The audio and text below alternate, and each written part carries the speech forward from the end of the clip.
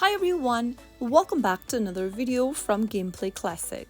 In this video, I'm going to show you how to turn off sound effect in Clash Royale application using your mobile device. To turn off sound effects in Clash Royale, first of all, open up your Clash Royale application on your device. Once you get to this page, tap on the three horizontal lines at the top right corner. In the pop-up, click on Settings. Inside the Settings menu, select Audio.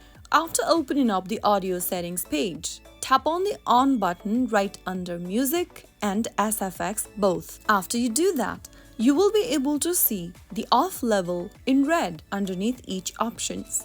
After you turn it off, you will then be able to disable sound effect while playing the game.